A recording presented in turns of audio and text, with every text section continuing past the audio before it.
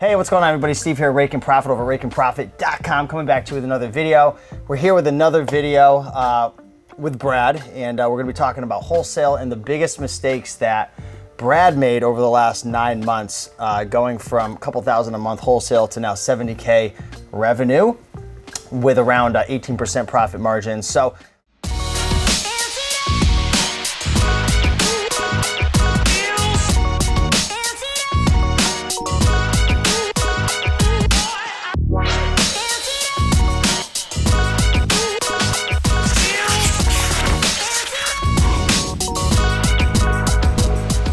let's talk about some of the biggest mistakes that you made, because obviously if you go back in time, I'm sure you would have done things differently, and there were things that you have learned along the way. So this, by the way, this video is just completely freestyle. We didn't plan, we didn't script it all out. We want to come like directly from the heart in terms of like what you really feel were the biggest mistakes that you made so others can avoid it. So what comes to mind immediately when you think of like maybe your biggest mistake when you first started wholesale up until now? Yeah. First thing that comes to mind in terms of biggest mistakes is, I would say, number one is trying to make a product work when the numbers aren't really there. You know, just because I got a price list. Like, give an example of something. So you close a deal. Yeah, I close a deal and it was a great phone conversation. The company, you know, they're completely on board with you. They have, you know, all these great ideas. Maybe we talked about bundling the products. Yeah. And then they send me over the price list and the margin's not there. Or, you know, I check the Keepa again and the sales velocity is not too good. Yeah. Then I'm kind of caught in between. So I had this great phone conversation with the... You're vibing, the energy's right. You're like, we could build something if we had something. Exactly. So, you know, you're vibing with the owner or with, you know, someone who works at the company. And then I sit down and I look at the numbers, the raw data, and there's a disconnect between the two. And I have, you know, unfortunately made a decision or two based on that conversation instead of the numbers. So you got emotional. Yeah. So you really got to keep emotion out of this equation. Interesting. And it's especially, you can't be, and this is one thing that a lot of people say is invest in products that you're passionate about, or invest in industries that you're passionate about. Here's the thing, that's an okay place to start, but my mindset is that I'm completely agnostic to what I sell. So there's no bias, there's no passion. It's just a matter of what makes money and what doesn't. It's okay to start in an industry that you know. I actually advocate starting in somewhere that you know the space, maybe you know the supply chain, have some connections there. But if you are solely going off a product because you like the product, and you had a great conversation with the brand owner or an employee at the company, a sales rep, and then you turn around and look at the numbers and say, this product is really not that profitable, or it's not going to sell that fast, and they want me to buy a pallet of it. That could be $5,000 you just put up, and now you're sitting there. Yeah. So I have a couple questions for you just on that point. Can you negotiate prices once you get a price list, or is a price list a price list? In some cases, yes. Most of what I have experienced is if you're working with the company or the manufacturer directly, you're getting it the cheapest that they're getting. Yeah. So, and that's one thing I'll ask the company is that I'll say, does everyone get equal pricing? Okay. So that, you know, I can kind of gauge my competition. If there's distributors that are getting it $5 cheaper than me, well, they throw up a listing on Amazon for it, I won't be able to compete with that. But that's, you know, that goes back to working with the brand directly, and you have that relationship. They're not going to turn around and give it to someone else cheaper, and they're going to reassure you that everyone gets the product at the same price and everyone gets this discount.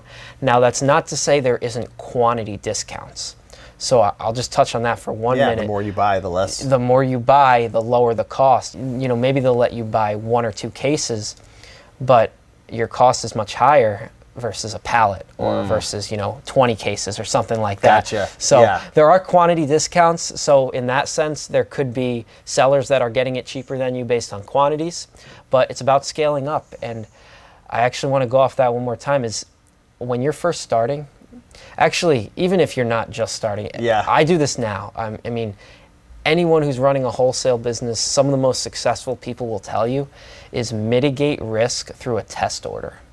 Okay. So I will take, a lower profit margin on the first order just to kind of test the water. Let's see if the buy box is actually rotating Yeah. everybody. Let's see if there's these crazy price fluctuations that for some reason didn't pick up in Keepa maybe or something. Exactly, yeah. And so I'll kind of, from that point, so I'll place my small test order. How many, what's the average quantity of a small test order?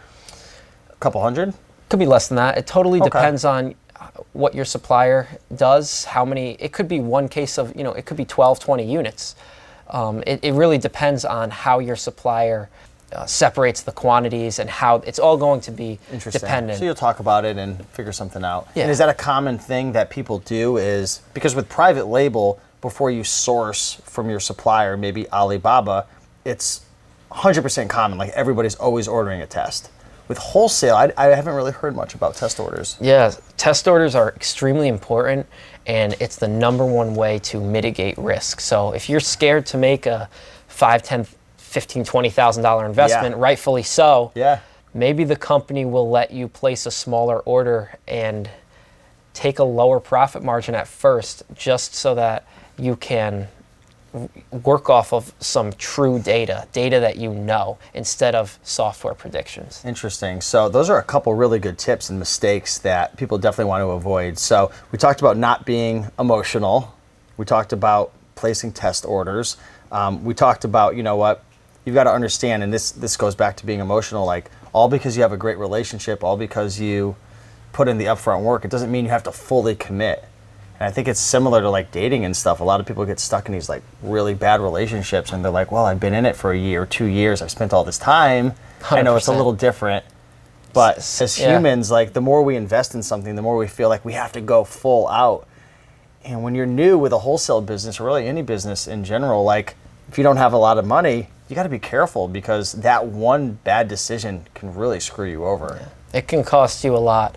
And one way to mitigate that is through the test orders. Okay, cool. What other big mistakes, thinking back to when Brad was only doing maybe 3,000 a month, 5,000 maybe, because I know you really started to push hard in January. Let's think about when you were doing maybe 10,000 a month or 12,000, 15,000 a month.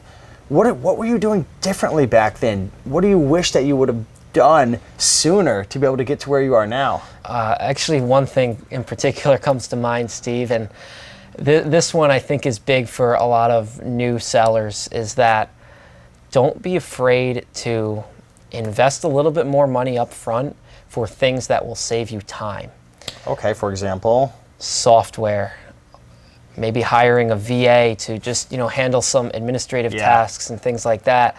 It's going to prove more profitable for you in the long run, because for every hour you pay a VA to do the task that you would be doing, you might be able to source 20, 30 companies, and then that pays for the VA, tenfold. Yeah, you can get VAs. I use a website called onlinejobs.ph. Also, there's upwork.com, and then there's Fiverr, but that's more or less for like one-off jobs. $2, $3 an hour.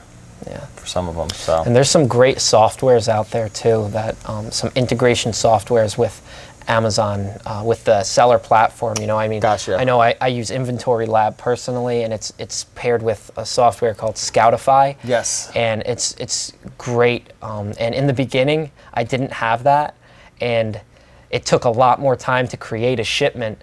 And then once I implemented Inventory Lab, things, the process just went much smoother. Interesting. So get a software. Don't be scared to hire somebody. This business isn't about, I know a lot of us, we have the mindset we want to make as much money as possible now, but the honest truth is 1 year, 3 years, 5 years is going to come, right? I'm 33 now. I just had my birthday and I'm like, holy crap, I'm 33. Like I remember when I was your age, 23 or 22, and it's like, there's so many different decisions I wish I would have made knowing that like 10 years is going to come. And it's like you're running this business and you want to make as much money as you can right now over the next 3, 6, 9, 12 months.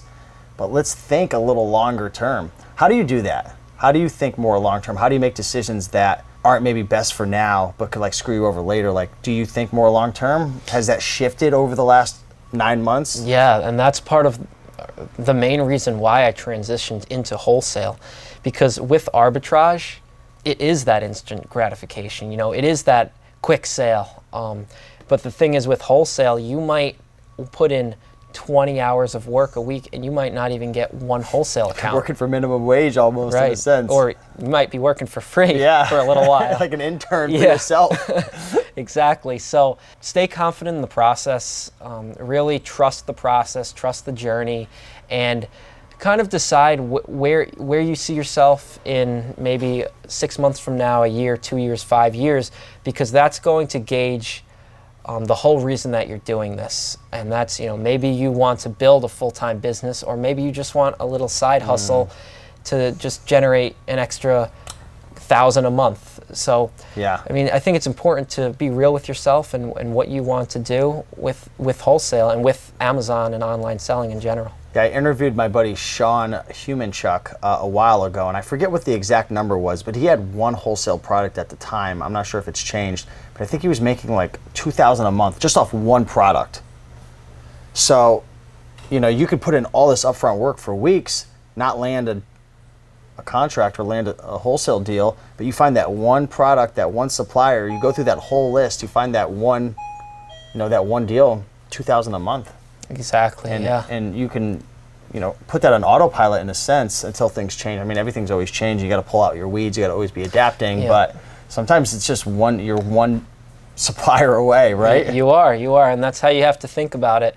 Is just keep being persistent. And then the other thing is you can do is, if once you've learned the process a lot more, once you've learned the sourcing process, maybe now you can outsource that process to a VA. Now that's 10 extra hours a week that you can spend on the phone. And as we talked about, the phone is where the deals happen. It's not finding the product. Obviously, that's a key element in the equation. But a VA can do that. You can give a VA 10 different storefronts and say, here, 10 hours a week.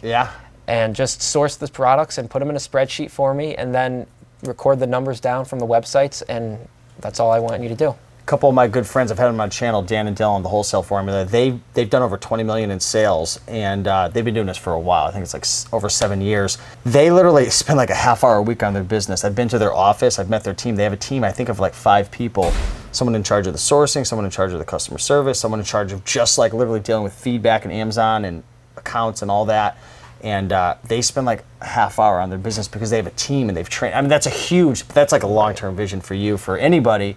But you can build this business to actually be a real business that generates revenue without you having to be there. That's long-term, but it's possible. It is. Not all businesses are like that. No, it definitely is. So, yeah, hopefully you learned from maybe some of the mistakes that you've made along the journey. I hate to call them mistakes. I almost like to call them like stepping stones. Because when you start a business, every day, every week, every month, it's a stepping stone to something better.